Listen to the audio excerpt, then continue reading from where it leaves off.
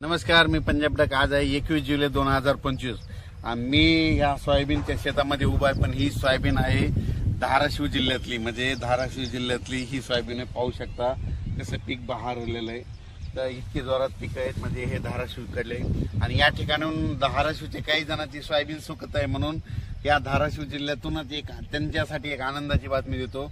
आज 21 तारखेला म्हणजे संध्याकाळी रात्रीच्याला विजेच्या कडकडाटासह ठिकठिकाणी तुमच्या धाराशिव जिल्ह्यामध्ये पाऊस येणार आहे, म्हणून ही धाराशिव जिल्ह्यासाठी आनंदाची बातमी।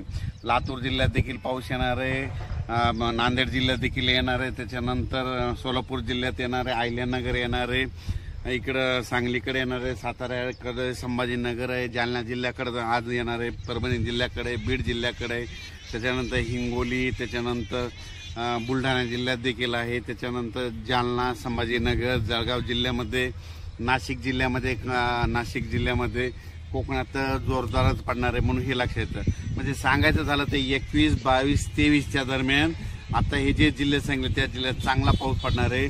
म्हणजे ज्या पट्ट्यात पाऊस नव्हता, विशेष म्हणजे धाराशिव जिल्ह्यातले सोयाबीन सुकत आहे तिथं नव्हतं, म्हणून खास धाराशिव जिल्ह्यात हे पीक पद्धती बघू शकता।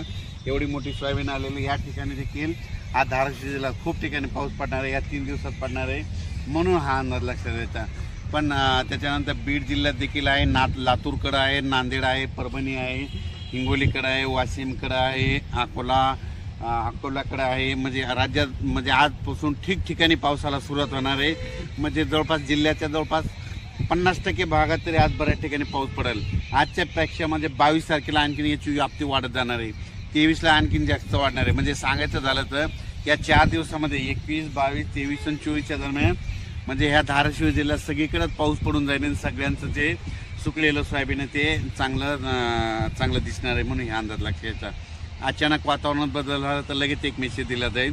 पण राज्यामध्ये आता 21 पासून ते 28 जुलैपर्यंत 8 दिवस दररोज वेगवेगळ्या भागात पाऊस पडणार आहे आणि संपूर्ण जिल्ह्यात सगळीकडे पडून जाणार आहे 8 दिवसात, म्हणून हे अंदाज लक्षात येतं। एकदा सगळीकडे पडणार नाही, आज काही ठिकाणी पडून, उद्याच्याला काही ठिकाणी पडून, परवाच्याला काही ठिकाणी पडून पाऊस येणार आहे, म्हणून हे अंदाज लक्षात घ्यायचा।